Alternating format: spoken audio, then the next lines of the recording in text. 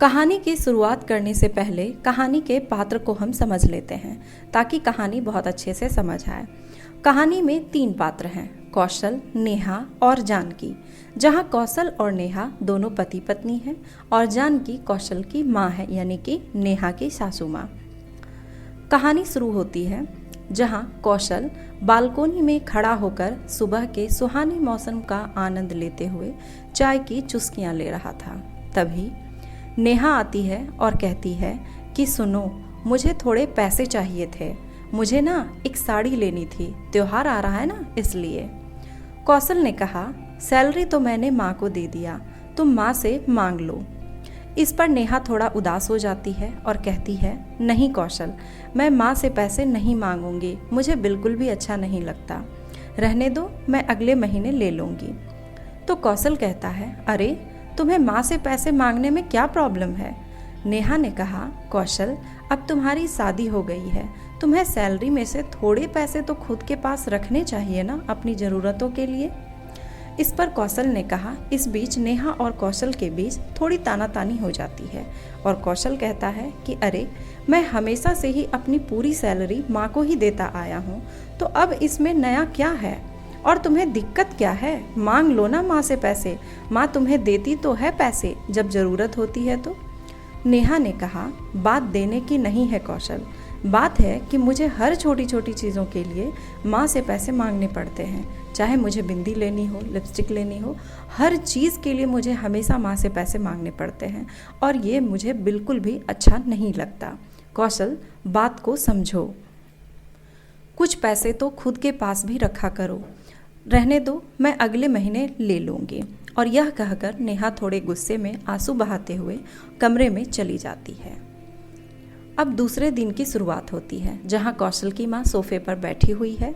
तभी कौशल वहां आता है और अपनी माँ के पास बैठते हुए कहता है कि माँ, आज शाम कहीं मूवी देखने चलें क्या।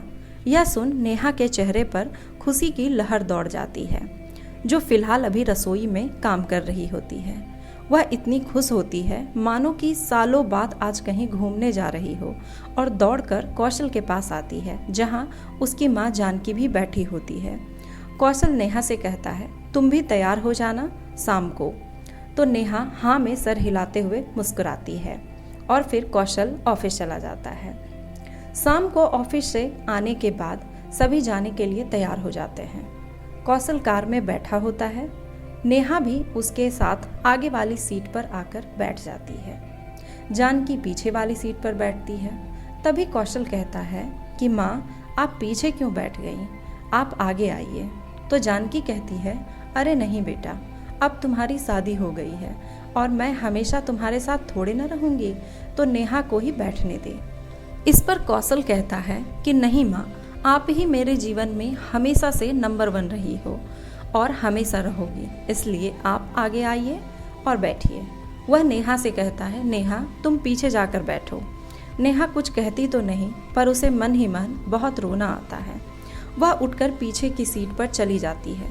तभी जानकी नेहा को मुस्कुराते हुए देखती है, मानो वह कह रही हो कि कुछ भी कर लो, कौशल मेरा बेटा है और उस पर हमेशा मेरा ही राज रहेगा। कुछ दिनों बाद देखते हैं कि कौशल कमरे में बैठकर लैपटॉप पर ऑफिस के कुछ काम निपटा रहा होता है। तभी नेहा आती है और कहती है कि सुनो ना, तुम तो ऑफिस के काम में इतना बिजी रहते हो कि मेरे लिए तुम्हारे पास वक्त भी नहीं होता। मैं क्या कह रही थी कि मम्मी रूही दीदी, ये रूही दीदी कौन है, तो वो उसकी ननद है, यानी कि कौशल की बहन। नेहा कहती है कि मम्मी रूही दीदी से बातें कर रही थी, शायद वो दीदी के पास जा रही है कुछ दिनों के लिए, तो क्यों ना हम भी कहीं घूम कर आते हैं, कितने दिन हो गए हम दोनों एक साथ कहीं नहीं गए, मम्मी के आने से पहले ही हम लौट आएंगे। इस पर कौशल तैयार हो जाता है और कहता है कि ठीक है, मैं माँ से पूछ लेता हूँ। इस पर नेहा थोड़ा सकपका जाती है क्योंकि उसे लग रहा था कि अगर कौशल माँ से पूछेगा तो फिर वह नहीं जा पाएगी घूमने। इसलिए वह कहती है, रहने दो ना, मम्मी जब चली जाएंगी तो हम चले जाएंगे और उनके आने से पहले वापस आ जाएंगे। पर कौशल कहता है, हाँ ठीक है, फिर भी एक बार माँ से पूछ लेता हूँ, नहीं तो उन्हें बुरा लगेगा। तभी कौशल जानकी के पास जाता है और कहता है, माँ आप दीदी के घर जा रहे हो, तो तब तक मैं और नेहा भी कहीं घूम आते हैं और आपके आने तक हम आ जाएंगे। यह बात सुनते ही जानकी को गुस्सा आ गया और कहती है, हाँ हाँ, अब जब तुम दोनों ने मुझे रूही के घर भेजने का मन बना ही लिया है तो जाना ही पड़ेगा ना। जाओ और खूब ऐश करो मेरे बिना। और यह कहकर जानकी रोने लगती है। तभी कौशल कहता है, नहीं माँ, मेरा वो मतलब नहीं था, मैं तो बस पूछ रहा था। जानकी कहती है, अच्छा, तुम्हें किसने बताया कि मैं रूही के घर जा रही हूँ? कौशल ने कहा, नेहा ने बताया। तभी जानकी कहती है, अच्छा, तो अब तू मेरी बातें सुनती है छुपकर।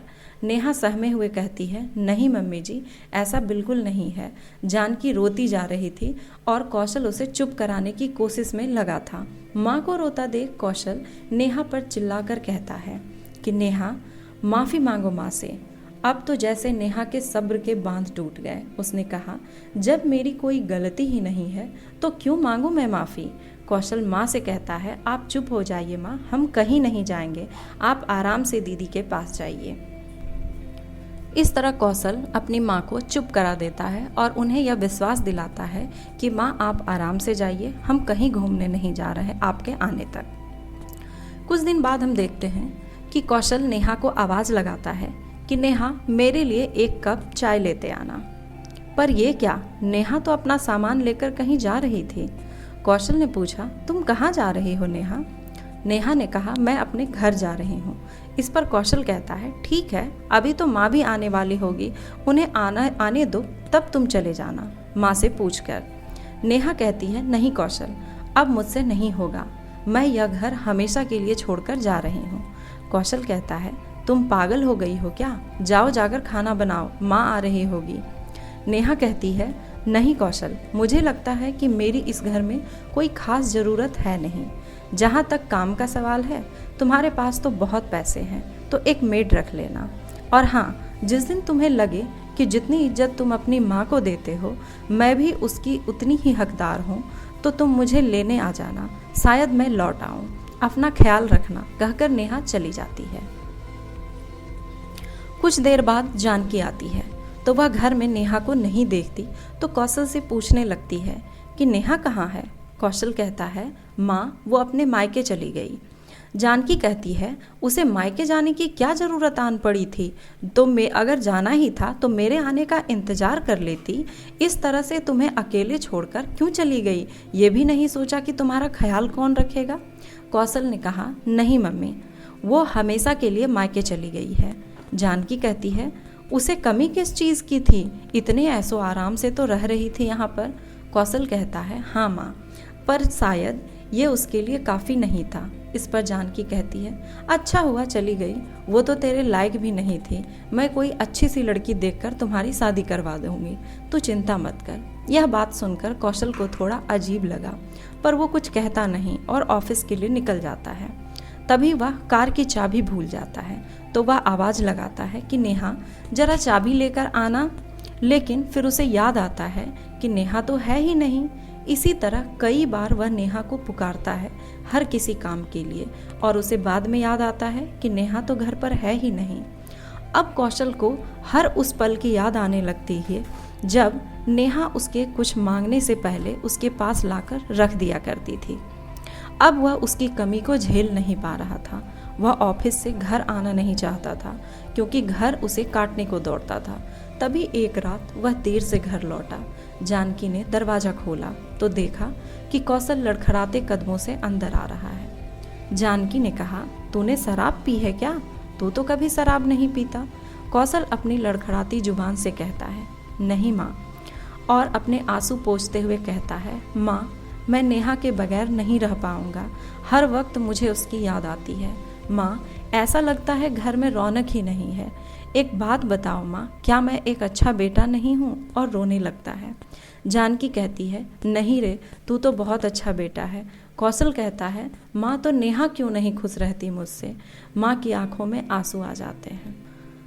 पता है दोस्तों, हम कहने को तो यह कहते हैं कि हम बेटे और बेटे की परवरिश में दो नीति नहीं अपनाते, पर यह सच नहीं है। शायद हम बस इसे स्वीकार नहीं कर पाते कि हम अंतर करते हैं दोनों की परवरिश में। हम जहां अपनी बेटी को बचपन से ही उस संस्कार में ढालने की कोशिश करते हैं कि वो ससुराल जाकर अपना पूरा कर्तव्य अच्छे से निभाए, उसे ये सिखाते हैं कि बेटी तुम अपने सास ससुर को माँ समान, ननद को बहन समान, देवर को भाई के समान प्यार देना और पति की हर बात मानना, हर वो चीज़ उसे बचपन से बताते हैं जिससे वो एक अच्छी बहू, अच्छी पत्नी और अच्छी भाभी का कर्तव्य निभा सके। पर कभी भी बेटे को ये नहीं सिखा पाते कि वो भी एक अच्छा दामाद और एक अच्छा पति कैसे बने। खैर, तभी माँ कहती है, नहीं बेटा, दोस्त नेहा का नहीं है। तुम्हारे लालन पालन करते करते कब मेरा प्यार कंट्रोल में बदल गया मुझे पता ही नहीं चला। मैंने तुम्हें अच्छा बेटा तो बनाया पर एक अच्छा पति नहीं बना पाई। मुझे माफ़ कर दो बेटा। बेटा एक काम करते हैं, हम कल ही नेहा के पास चलते हैं और उसे वापस लेकर आते हैं। इस पर कौशल बहुत खुश हो गया और अपनी माँ के गले लग गया। दोनों सुबह नेहा के घर गए, उससे माफ़ी मांगे। नेहा ने कहा, मम्मी जी, आप मुझसे माफ़ी मांगकर मुझे शर्मिंदा मत कीजिए। आप मुझसे बड़ी हैं, बड़ों का हाथ आशीर्वाद के लिए उठता है, ना कि माफ़ी के लिए। और यह कहकर वो जानकी के गले लग गई। कौशल भी बहुत खुश था और वो भी उसे गले लगाया और कहा कि वो एक अच्छा पति बनने की पूरी कोशिश करेगा। तभी एक साथ सभी हंसने लगे। तो दोस्तों, आप सबों को इस कहानी से क्या सीख मिलती है और इसमें आपकी क्या राय है, ये आप कमेंट बॉक्स में भी ज़रूर लिखें। अगर कहानी आपको पसंद आती है तो इसी तरह की कहानी को देखने के लिए चैनल को सब्सक्राइब जरूर करें और बेल आइकन को प्रेस करें।